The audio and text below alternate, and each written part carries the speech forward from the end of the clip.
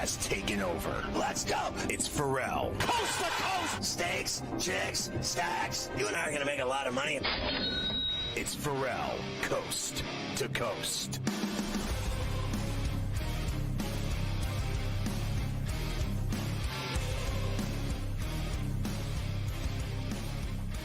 All right, we go into the third hour here on C2C on a terrible towel Tuesday, and it looks like Joe Dumars is getting another big job for whatever reason. I guess it's because he's from Louisiana.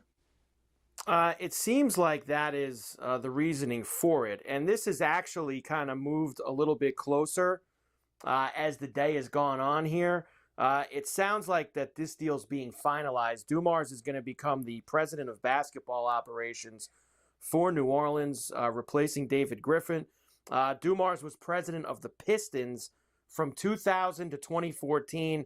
I guess they credit him with building the 2004 Pistons championship, and now he returns home to Louisiana. That is the deal for Joe Dumars with him. Now, it's like Grubsy was telling you yesterday, like he didn't seem too enamored with that for the Pelicans. It didn't sound like they loved that deal.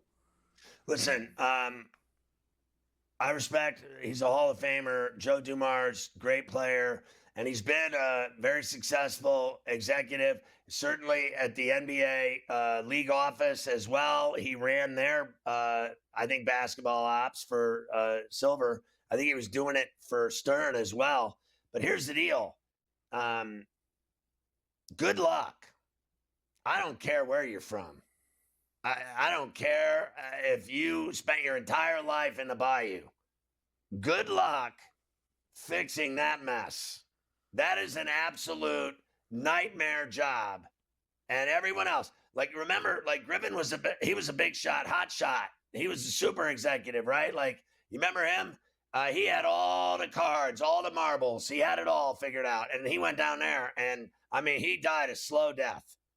And, they are an absolute mess, a train wreck. I have said on repeated occasions, including yesterday with Grubsy, I said, I don't even think they should be there anymore. I think they should yank their ass out of there and move them somewhere else where they really want the NBA. I don't even think they want it down there. I don't think they go. I don't think they support them. I don't think they care. I think it's a Saints town, and they suck too. And listen, I love it there. The food's great. It's fantastic. What a cool spot. Very cool spot. Everybody loves New Orleans. I'm telling you, their sports teams are a train wreck, though. And that basketball team is the worst franchise. I think it literally is like, it's got to be the one or two. It's either one or two the worst in the entire NBA. So he got a lot of work to do, and he's not exactly a spring chicken. Good luck. It's not happening. I don't believe for 1 minute you're telling me he's going to win a title down there? My ass. That is not an easy gig, the Pelican job. That is not an easy gig whatsoever. He had a better job at the league office. That's where he was. God bless and good luck for Joe Dumars. LaMelo Ball spoke in Charlotte yesterday. Said he wants to stay in Charlotte and help build the Hornets. It'll probably be a hell of a lot easier if he ends up with Cooper Flagg next month. That'll probably make the job a little easier. If you got Ball and Flagg and Bridges, that's going to make the job a lot easier. Well, look, I think that it's pretty obvious that he's going to be the guy if that comes to fruition. Now, we still haven't heard him say he's doing it. And I know this sounds crazy, but I think he really loved it at Duke. And I think he is sadly disappointed that they lost in the Final Four. And that the bottom line is they blew the game. They blew the game. They should have played for a national championship, and they blew the game. And I think there's some fiber in him that wants to go back and try to do it again. I'll believe it when I see it because he's the number one no matter what. But I'll tell you what, Romeo, he'll be number one next year too. He'll be the number one draft pick now, then, later. I don't care what year it is. Would you really be that blown away? Would you keel over if he went back to Duke? It would not stun me if he went back squarely because we now know in today's day and age, he can make just about the same, if not more, playing at Duke next year as he can playing anywhere in the NBA on a rookie And look deal. at the teams with all the ping pong balls. He probably doesn't want to play for them. I don't even think he wants to play for Charlotte because they're ass mustard too. Even with Bridges and LaMelo Ball. LaMelo Ball's injured a lot, and he's, I won't deny I love watching LaMelo Ball play basketball. I think he's a real baller. There's no doubt about it. But don't get him around that kid. He'll ruin that kid. Like, he'll turn him in. What is he going to turn into? Playing with him. Like, that bro don't listen to nobody. Cooper Flagg's like the salt of the earth. Remember this, too, and I think this will factor in also. If he goes to New Orleans, he'll kill himself. Well, here's what I was just going to say to you. Now, they have to declare by April 26th. That's when you have to say if you're in the draft pool or not. But those who have declared can withdraw their entry and maintain their college eligibility until June 15th. That means he can wait, declare for the draft, see who wins the lottery, and see who's going to have the top pick, and then decide. Because let's say one of these teams further down the line that doesn't have the 14% somehow vaults up, and it's a better situation for him. And he might say, I'm in. Let's say Washington wins, and he goes, yeah, no thanks. I'll go back to Duke and try win a title next year. I'm going to go sit this one out. I'll go back and do one more year at Duke and take the bag. I think he's going to do that.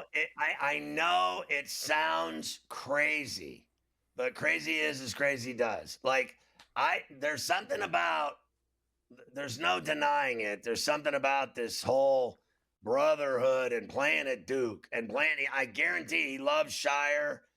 He loves that. I mean, they love him there. He's just like, he's God's gift to Duke. If he went back there, I wouldn't be surprised at all. And look, I could see him going number one in the NBA draft. Have at it. I can also see him going number one and being miserable. But and here's another reason why he could go back. This kid just turned 18 in December. Right. He's a full year behind the average freshman kid that's going to college. Like, he's probably, I mean, if he's got it and he's making this money, his parents, everything probably get together and go, if you love it there and you loved being at Duke the year you had, go do one more. You'll still be 19 when you get drafted next year at first overall. Obviously, there's the injury risk. They all have the injury risk. He already had injuries at Duke. He's going to have them in the NBA. Everybody gets injured playing basketball. I think it's a better chance, and I think you do as well, than people think. I don't think it's a complete, no doubt about it, that he's going to go to the NBA. I think that the door is cracked open a little bit. I think he's thinking about it with his family for sure. I think he really loved it, and I think that he was massively disappointed that they choked. They had the game won. If he would have won a national championship at Duke, he would have gone in the NBA number one. The fact that they lost in the Final Four, I truly believe they're that good with the Boozer twins and what they have already that they go right back to the Final Four automatic. Him and the Boozer twins on the team next year. And then they win a title. Stoppable. And I'm telling you, the trapdoor is a big part of this. Him having that out after he finds out who gets the top pick, because he can get out of New Orleans and get out of Washington and get out of all those awful franchises. I hope he goes back to Duke. I like college basketball better than the NBA anyway. If you end up in New Orleans, that kid, I feel so bad for him. He's going to need a shrink.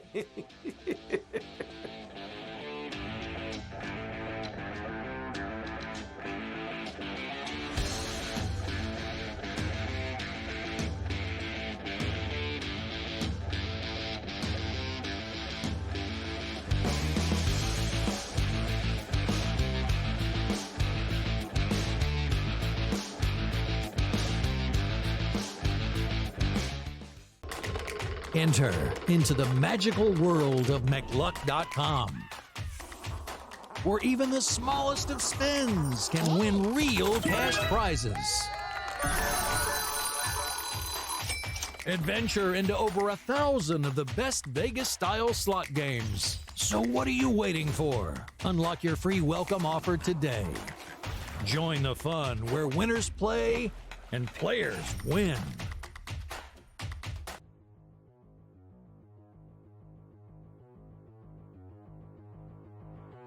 fantasy baseball. Let's be honest, George. There's a lot of things antiquated about this game that we love. Man, like I would love to try some new little wrinkles here. And so for Sam's question here on the show, I think it's at least fair to ask the question, with catchers in fantasy baseball, and sometimes we're playing in 2 catcher leagues, why at this stage of the game? I have no idea. If you're still doing it, you're behind in the times. Buy or sell, catchers should get a fantasy point for throwing out runners trying to steal. So essentially awarding a defensive play to get an offensive point in fantasy. You gonna buy or sell this?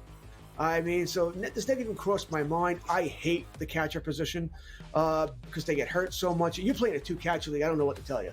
You know, it's like, what are we doing here? There are not 24, assuming a 12-team league, there are not 24 catchers to draft in baseball. It's just not. Although I'm the first person to tell you, Herrera's probably out there in a bunch of leagues there because we didn't see that power coming. No. Should he get a point? I think if you're going to do this, by the way, why a point? What are you throwing out? 2 base runners a week? It's 2 points. Who cares? You know, should it be more? I mean, if we're going to do this, should we do it right? Should it be 5 points? You know, so I would probably go that direction. If you're going to do it right. Give it more points. And by the way, then let's go further. You make an error, you're losing points. No one gets an error anymore. All right, if you get an error, it means you really screwed up. I was watching that Yankee-Pittsburgh game yesterday because I think it was who cares? Somebody hit the ball hard to Isaiah Felifa at shortstop. He didn't have to move, but he dropped it. They called it a hit because he hit the ball hard with 3-hopper. Oh, hard hit, error. So let's do that too. So yeah, I'm kind of on board with this, but you need more than one. It can't just be a point that's meaningless. You need more than one. Fantasy sports today. Weekends starting at 8 a.m. Only on SportsGrid.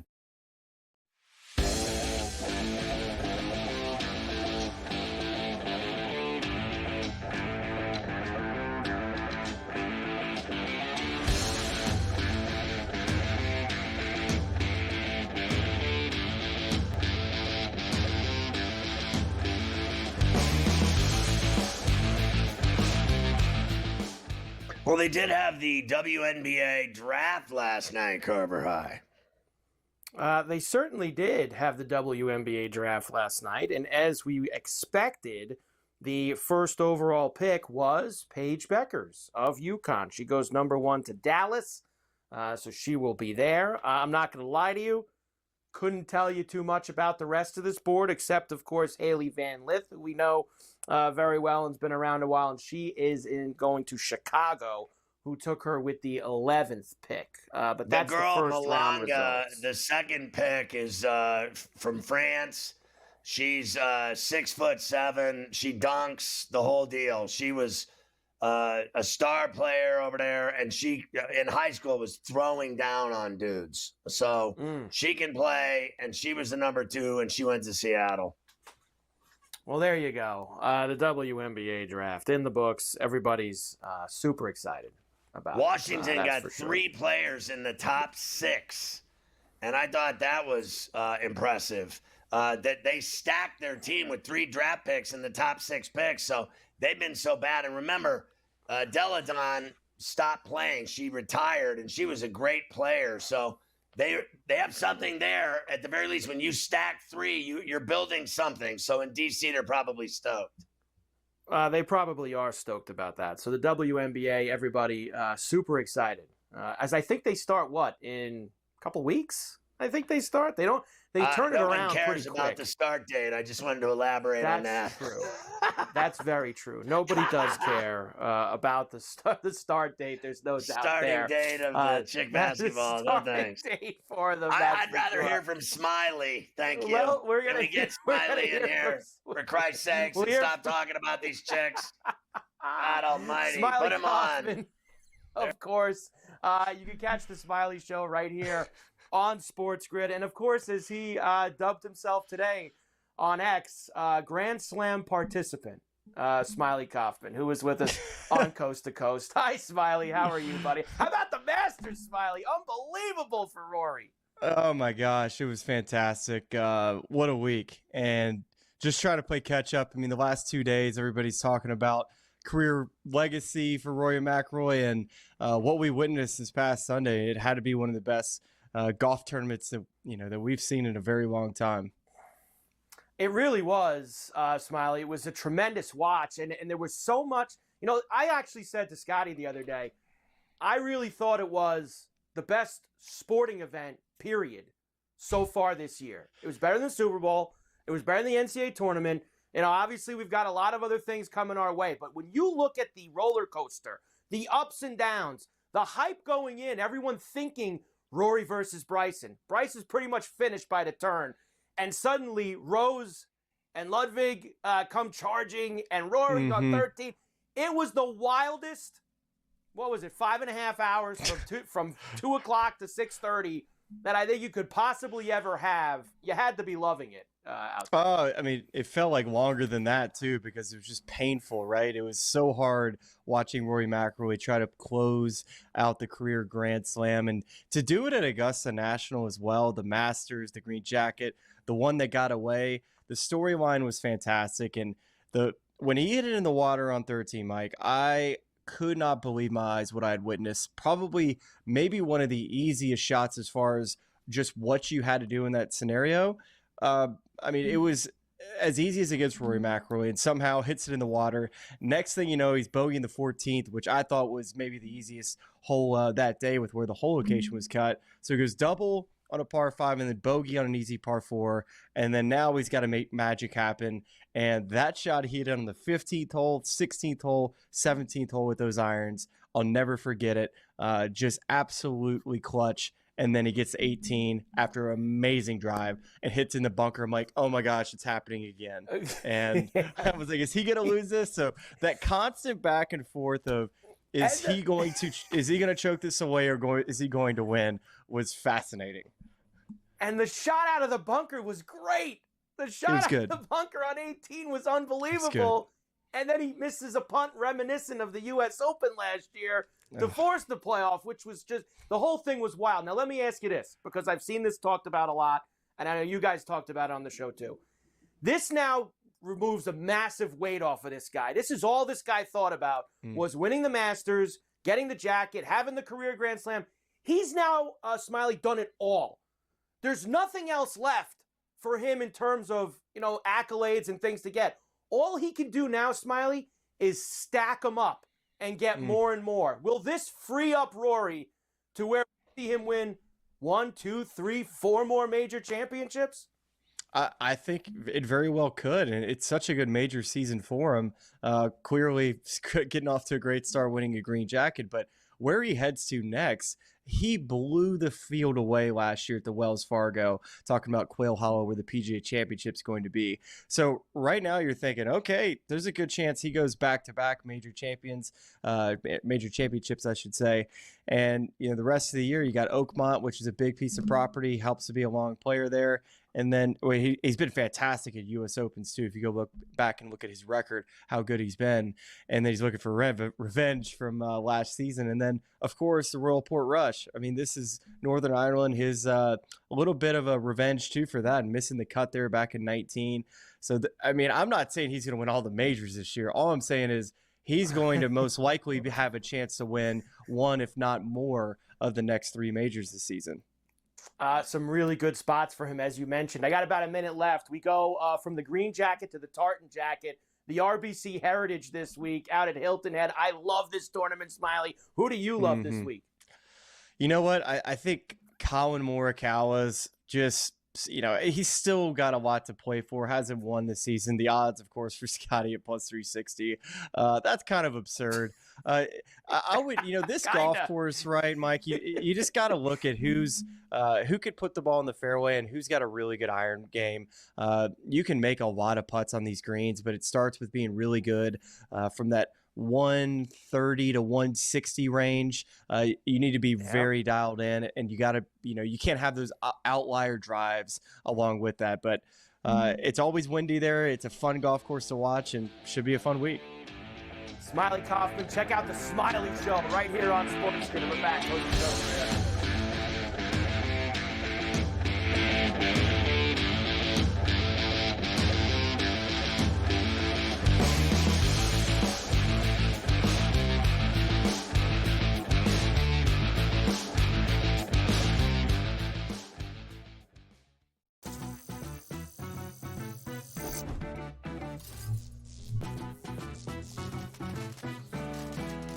Want to play roulette? Here's a tip.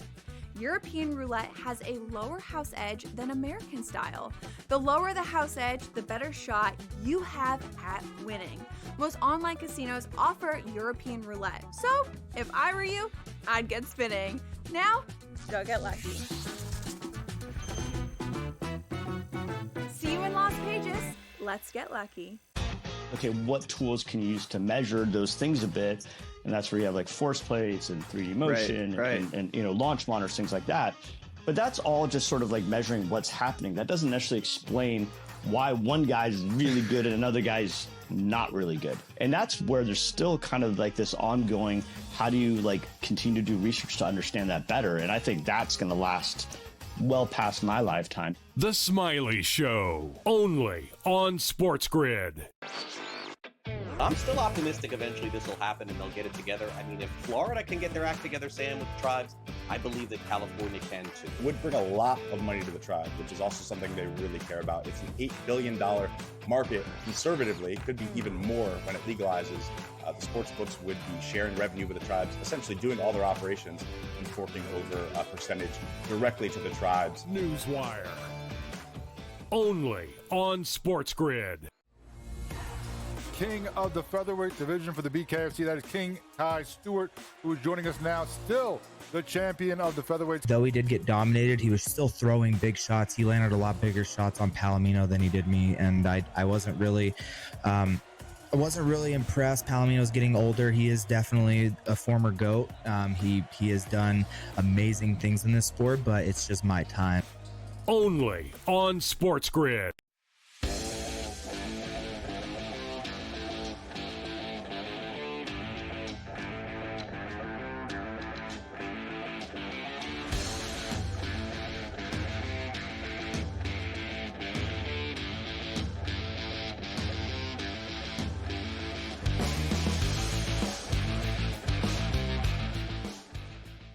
Always good to see Smiley. And now we turn to the NHL because everybody loves hockey.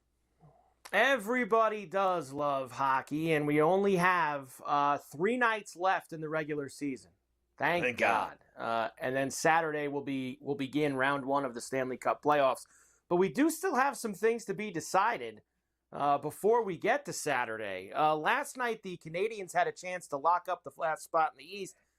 They didn't do it. They had a 2-0 early lead behind that kid, Demidov, who had a goal and an assist in the first period, making his NHL debut. He was awesome, but they yacked it up to the Blackhawks, got down 3-2, tied it, and then lost in the shootout. So what does that mean for Montreal?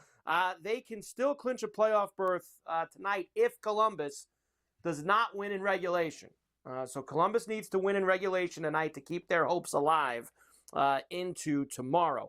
The Rangers beat the Panthers 5-3 down at Sunrise. What was the significance there? Well, actually was pretty significant for Florida because they are now 2 points back of Tampa, and Tampa has 2 games left and Florida has 1, including tonight against them. So for most likely now, Scotty, Tampa's going to have the home ice against Florida in their first round series, which I was saying yesterday. Does it matter much? They've played so much the last few years. Does home ice make a difference in a series like that? Probably not. I don't believe it does. And, they're in third place. And they don't look to me like Stanley Cup champs anymore. They just don't. They're fading.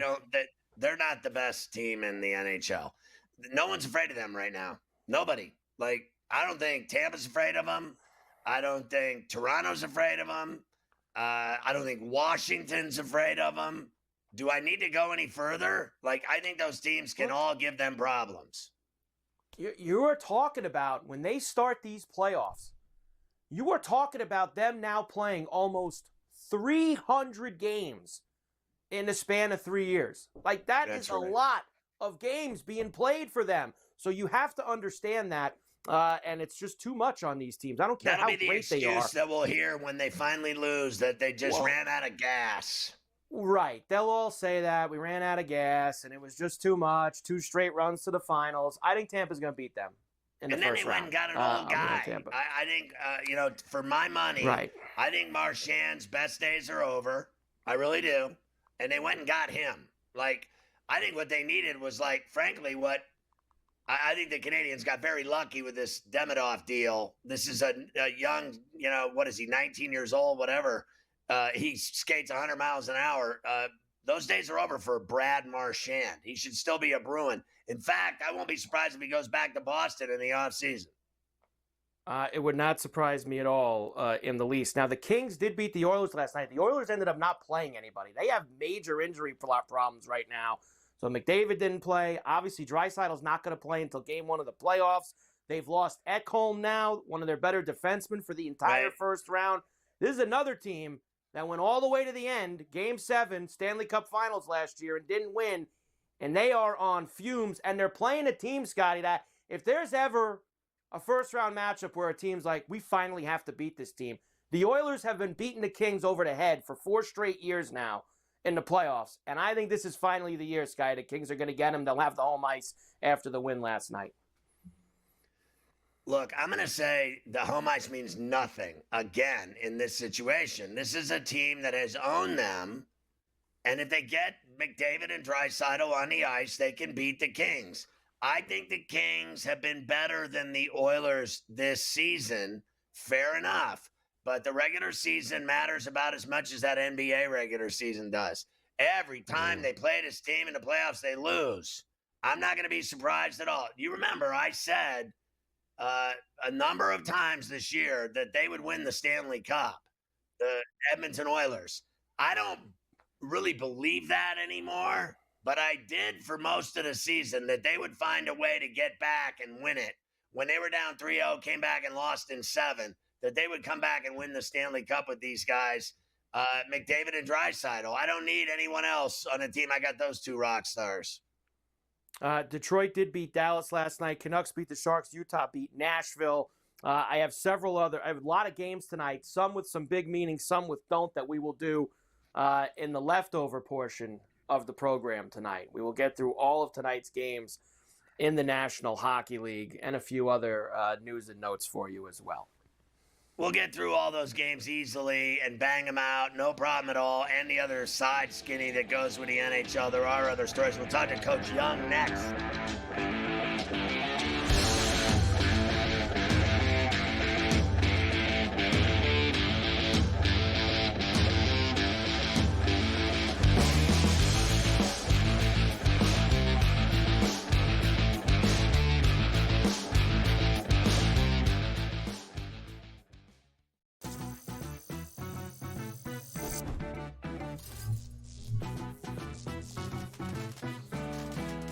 Want to play roulette? Here's a tip.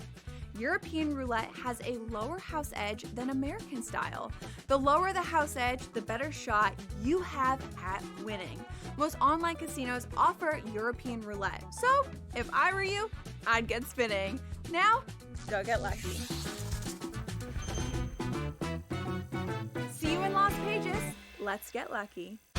Okay, what tools can you use to measure those things a bit? And that's where you have like force plates and 3D motion and launch monitors, things like that. But that's all just sort of like measuring what's happening. That doesn't necessarily explain why one guy's really good and another guy's not really good. And that's where there's still kind of like this ongoing, how do you like continue to do research to understand that better? And I think that's going to last well past my lifetime. The Smiley Show, only on SportsGrid. I'm still optimistic eventually this will happen and they'll get it together. I mean, if Florida can get their act together, Sam, with the tribes, I believe that California can too. Would bring a lot of money to the tribe, which is also something they really care about. It's an $8 billion market. Conservatively, it could be even more when it legalizes. The sports books would be sharing revenue with the tribes, essentially doing all their operations and forking over a percentage directly to the tribes. Newswire, only on SportsGrid. King of the featherweight division for the BKFC. That is King Kai Stewart, who is joining us now, still the champion of the featherweight. Though he did get dominated, he was still throwing big shots. He landed a lot bigger shots on Palomino than he did me, and I wasn't really impressed. Palomino's getting older. He is definitely a former GOAT. He has done amazing things in this sport, but it's just my time. Only on SportsGrid.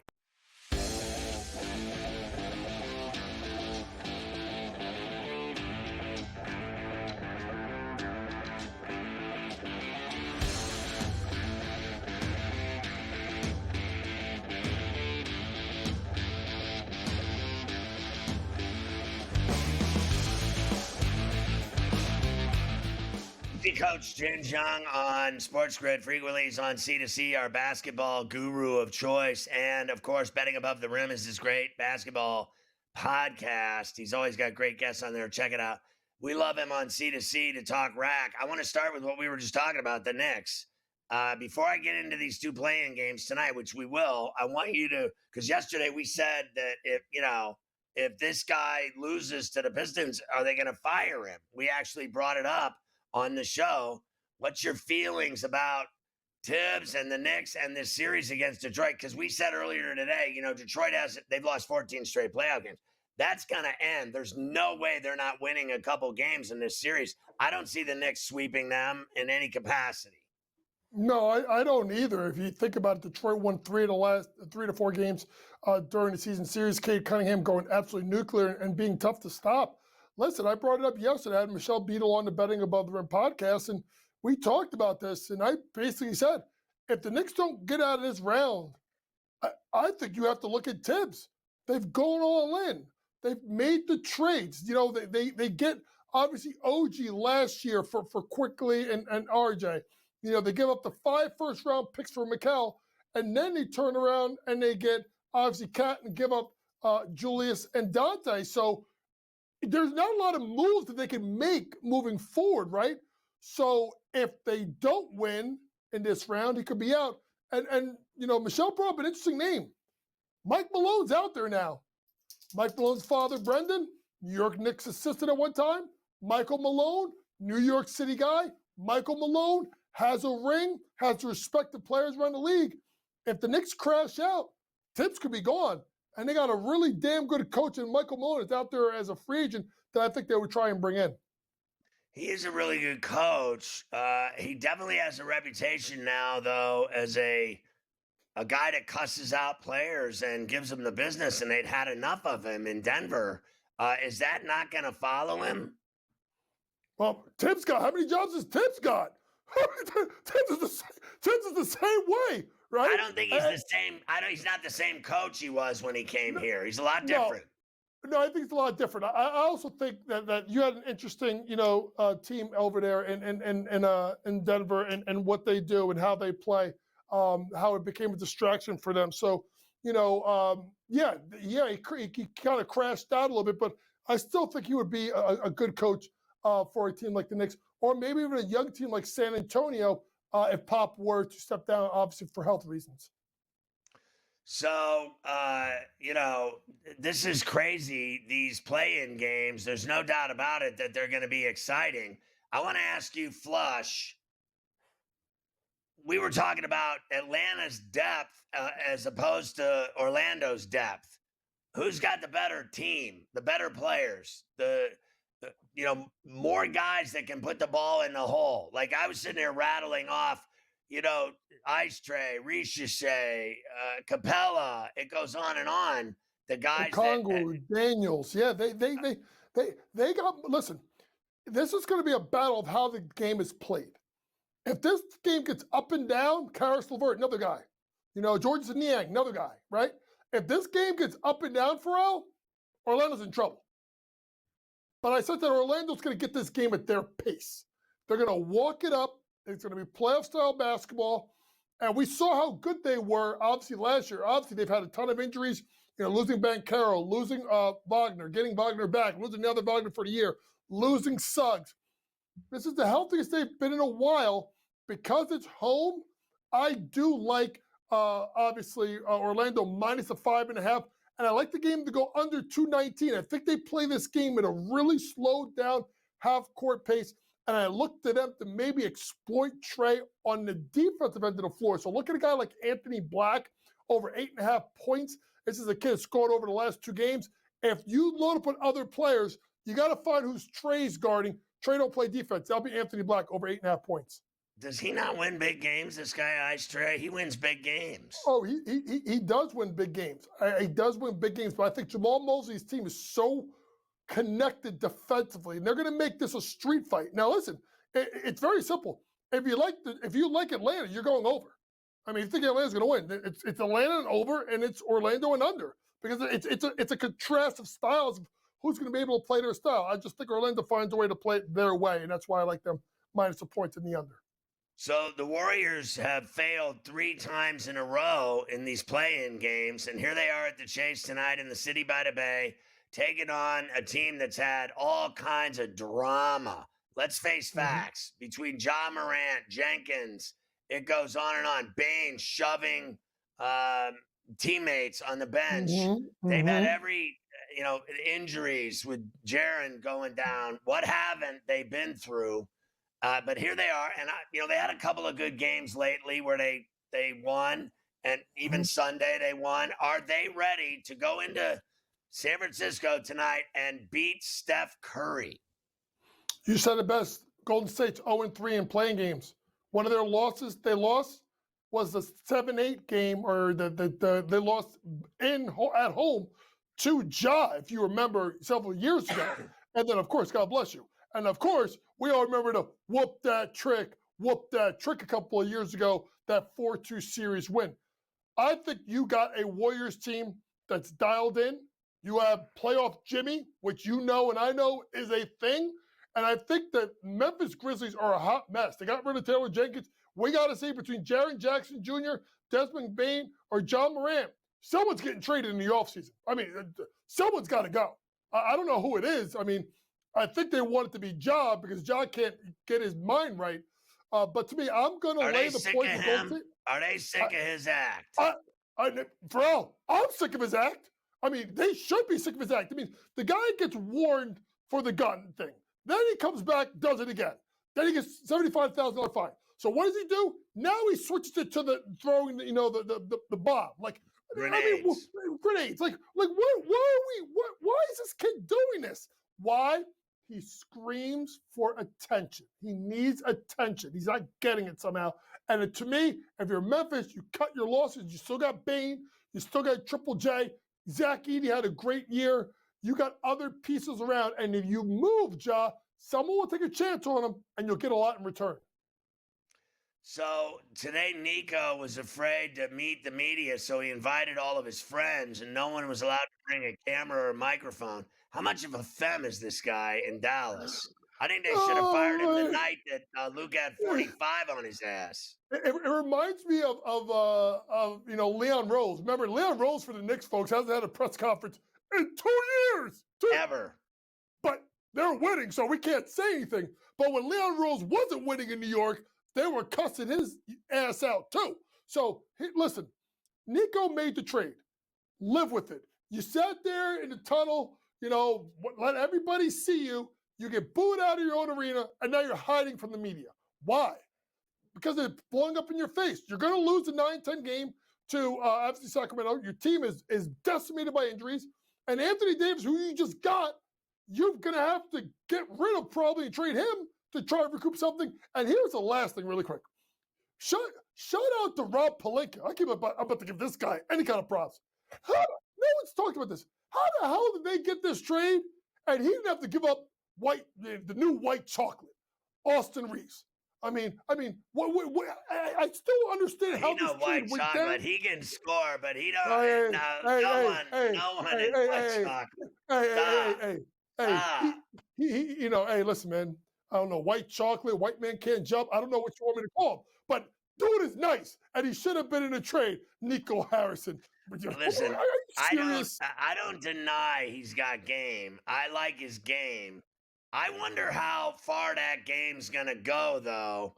To be honest with you, I think it's about Luka and LeBron in the postseason. I think someone's gonna be able to limit this guy Reeves in the playoffs. That's my guess. When we come back, we'll talk about the games tomorrow.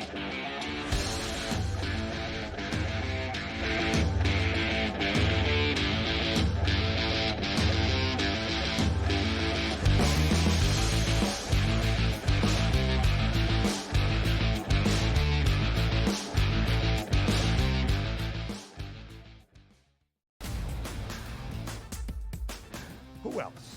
Who can maybe provide a test? Who can maybe be a challenger and a contender elsewhere around the Eastern Conference? Top 2 is going to be a runaway, but I guess if I had to choose, Ben, it's going to be the Knicks. At least they have the talent to somehow upset teams that are better than them, but they can't in the regular season. Maybe it changes in the playoffs. The Early Line. Only on SportsGrid. We know what Chris Sale can bring. I was personally high on Schwallenbach. Smith-Shawver, their other starter, looks okay to kind of bad. They need to I don't want to say tread water, so I think that puts it in a bad light, but that's what they ultimately need to do. They need to tread water until Strider gets back, until Acuna gets back, and maybe it's just part of the team morale mentality that we're not at full strength. We need to kick things into gear once those guys get here. Pro Baseball Today. Only on SportsGrid. They have already decided, it would appear to me, from what you're telling me, that they're satisfied with the quarterback room as it stands now. Shedeur Sanders does not have the value to go at number 3. I know they need a quarterback. It's about this season with Russell Wilson, okay? No question he's going to be the starter. Winston will back him up. But the future they can get next year. Ferrall, Coast to Coast. Only on SportsGrid.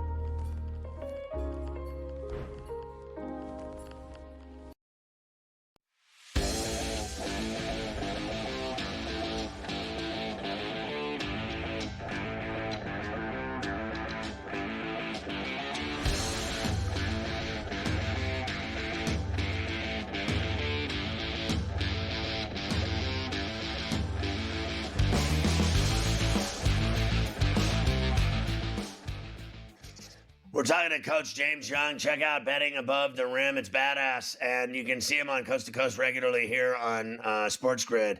Coach, who's this chick, Prince or whatever, that didn't get drafted, that should have been drafted, that was a really good baller at TCU, I believe, in Fort Worth. And you're talking about like hit pieces and allegations and accusations and all kinds of craziness. And it's like ruining her career. Is it fair or not? It may have ruined her career. There was a bunch of stories that came out about Sedona Prince, 6'7" center, double machine, playing at TCU, allegations of domestic assault or abuse in a relationship. TCU stood by her. They investigated it. They had her play. And ESPN, lo and behold, and this information has been out, dropped the story literally about 24 to 48 hours before the WNBA draft.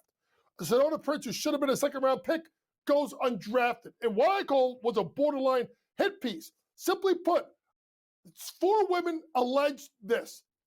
Have they gone to the cops? Has there been charges filed? The answer is no to any of the 4.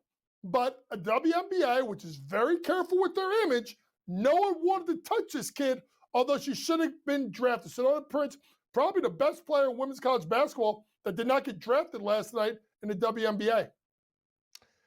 What do you have to say about this girl Becker's getting more money in 1 year and Unrivaled than she'll make in 4 in the WNBA? What does it say about the WNBA that they're that cheap ass? They better, you know that song by Rihanna? Better get my money, pay me what you owe me. That's what they got to do. It's going to be interesting, folks. There's going to be a work stoppage at the end of after this season. The players can opt out, and they're going to opt out because of the fact that they don't make money. Think about the fact that last year, Caitlin Clark got $77,000 last year. That's it for the season. And look at the viewership. So what's going to happen is this. They want a piece of the pie. Unrivaled did a good job, Brianna Stewart and Afisha Collier, of getting these ladies to play. They signed into a deal where she's going to make more in 1 year, equity stake in the league.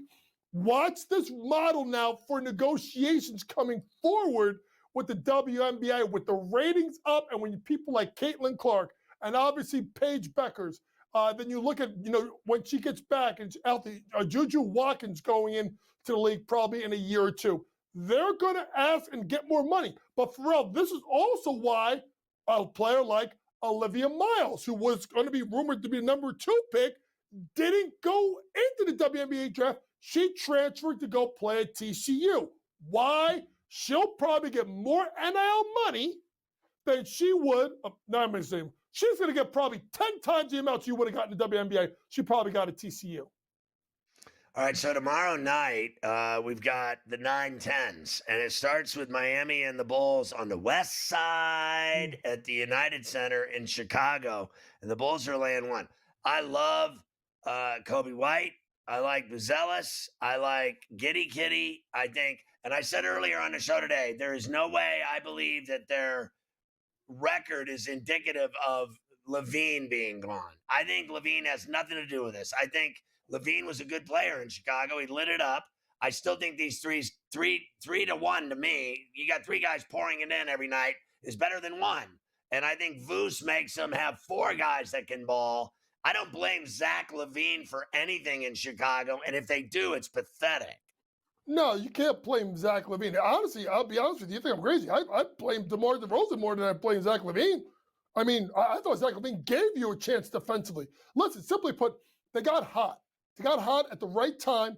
They're playing better basketball. The development, Kobe White turned himself into a borderline all-star. Giddy Kitty got the shackles taken off of him. You saw what he's done. Vucevic is got something. He's got his flow. They're getting Buzelis some playing time. The future is a little bit brighter now in Chicago.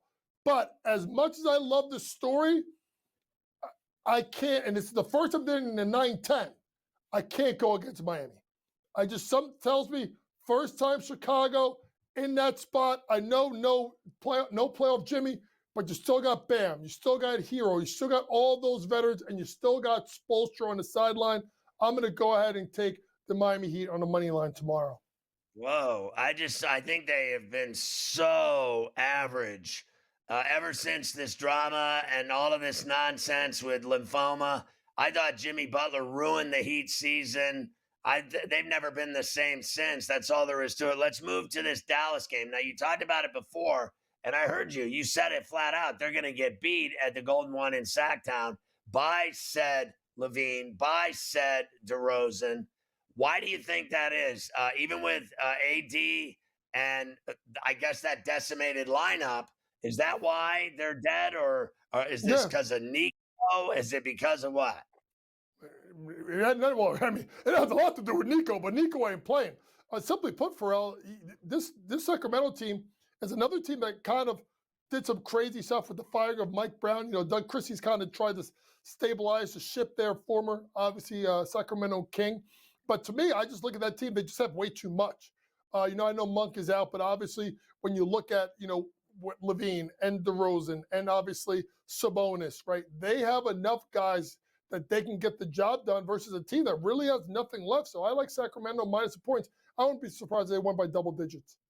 Do you think that Nico will ever live down trading Luka Doncic? And you can't tell me that sometime in the near future, whether it's now or next year, the year after, the year after, year after, the year after, the year after, he's going to win a title with the Lakers. He's going to win a title at some point with the Lakers, but Nico Harrison better get his resume ready because he's about to get fired within the next year. Speaking of guys that also you can look to get fired, Daryl Morey, with that disappointing season in Philadelphia, really quiet over the city of brotherly love, 24 wins. Another guy that may be on his way out, maybe next year if they underachieve again. Oh, yeah, what a shame. I can't even sleep at night that the JoJo Sixers aren't in the postseason. How will I ever live with myself? I went to see that Suns team. They're a mess, too, and they keep firing coaches. We said that Mike should take the $10 million, live at the beach, and go fishing.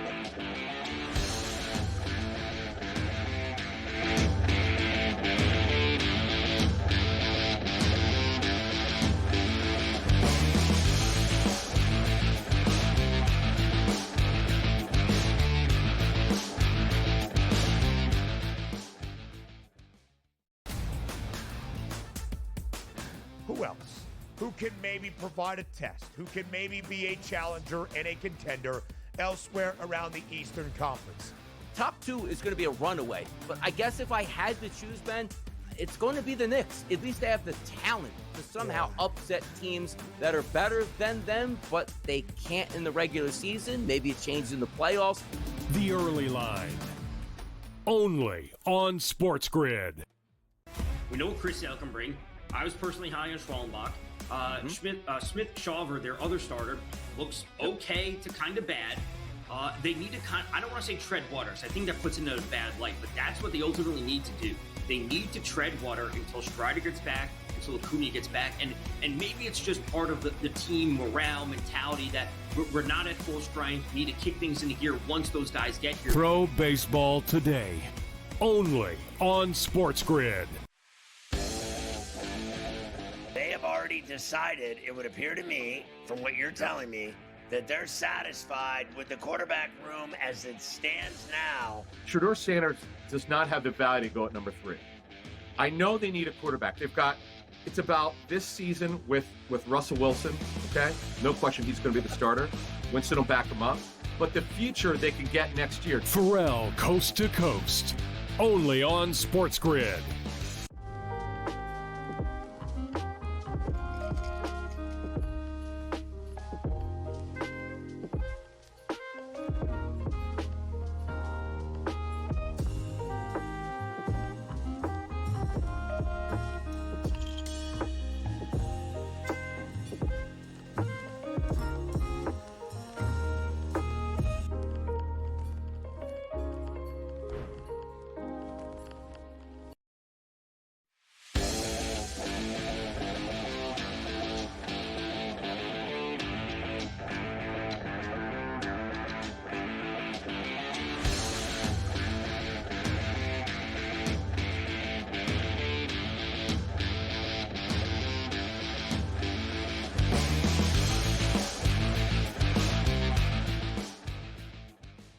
All right, everybody loves leftovers. They certainly do. Let's go. Alex Ovechkin, of course, broke the record last week. Said in an interview the other day that it's his dream to meet Michael Jordan. Couldn't get that sorted out already? I mean, God, we can't get somebody can't get Michael over to the game to see Ovi? Remember when he said, you remember when he said, I don't even talk to my own children. Like, Michael Jordan doesn't want to meet anyone. He doesn't care about Alex Ovechkin. Listen, and I have to say, I thought the Ovi chase was great, and it was amazing, and it was incredible, and I loved every minute of it. It was fantastic, and it was just the greatest thing that I've ever seen in my life. And now that it's over, just stop talking about it. It's so over. Yep. Can we just move on already? Like, what does he want now? Gifts? He wants to meet people? Like, can we just go to the Stanley Cup playoffs Saturday? Thanks. I'm done with the knobbing Ovi.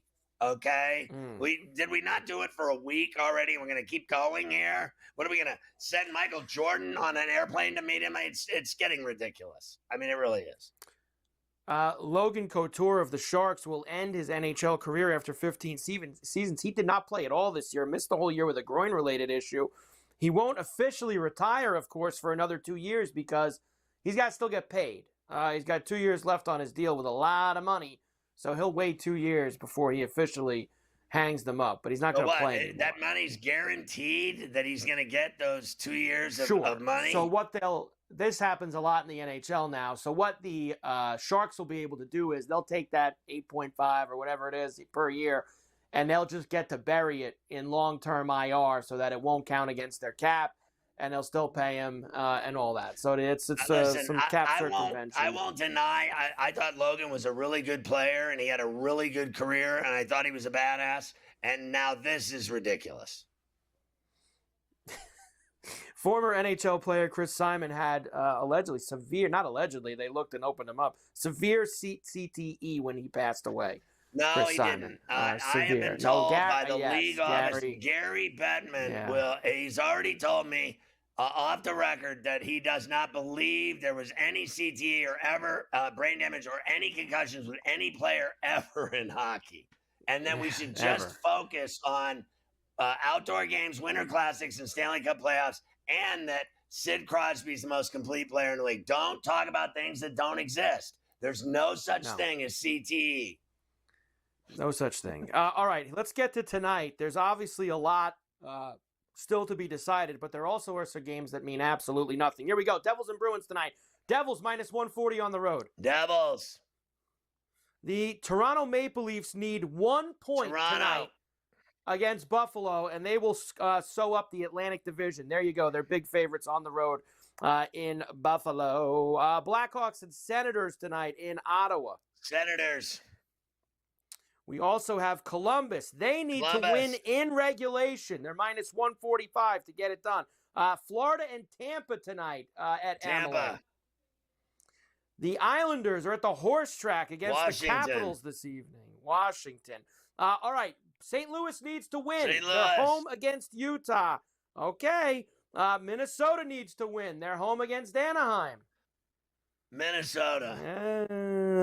And the Flames are hoping one of them loses, and then they'll stay alive at home against Vegas. Flames win, and the Kings are in Seattle. Meaningless game with the Kraken. I'm going to do a lot of this NFL with you tomorrow. The only thing of importance that I'll tell you today is the Dolphins and Jalen Ramsey are going to be parting ways. I guess he doesn't want to be there anymore. They're mutually set to explore trade options. He's supposed to make $25 million this year, fully guaranteed. Guess what? He's not that good anymore anyway.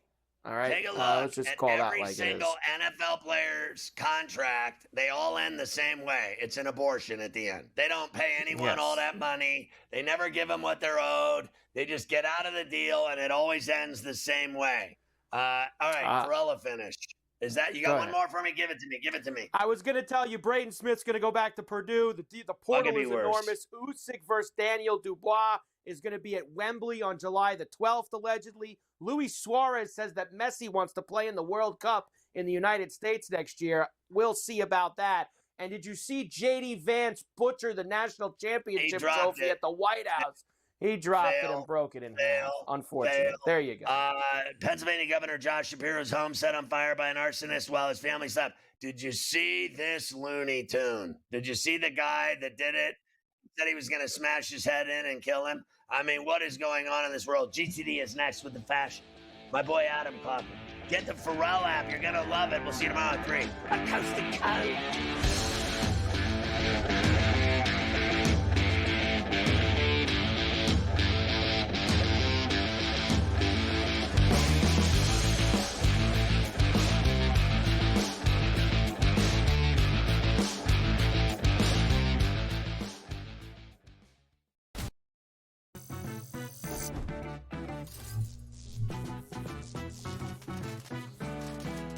Want to play roulette? Here's a tip. European roulette has a lower house edge than American style. The lower the house edge, the better shot you have at winning. Most online casinos offer European roulette. So, if I were you, I'd get spinning. Now, go get lucky. See you in Lost Pages. Let's get lucky. Okay, what tools can you use to measure those things a bit? And that's where you have like force plates and 3D motion and you know, launch monitors, things like that. But that's all just sort of like measuring what's happening. That doesn't necessarily explain why one guy's really good and another guy's not really good. And that's where there's still kind of like this ongoing, how do you like continue to do research to understand that better? And I think that's going to last well past my lifetime. The Smiley Show, only on SportsGrid. I'm still optimistic eventually this will happen and they'll get it together. I mean, if Florida can get their act together, Sam, with the tribes, I believe that California can too. Would bring a lot of money to the tribe, which is also something they really care about. It's an $8 billion market. Conservatively, it could be even more when it legalizes. The sports books would be sharing revenue with the tribes, essentially doing all their operations and forking over a percentage directly to the tribes. Newswire, only on SportsGrid. King of the featherweight division for the BKFC. That is King Kai Stewart, who is joining us now, still the champion of the featherweight. Though he did get dominated, he was still throwing big shots. He landed a lot bigger shots on Palomino than he did me, and I wasn't really impressed. Palomino's getting older. He is definitely a former GOAT. He has done amazing things in this sport, but it's just my time.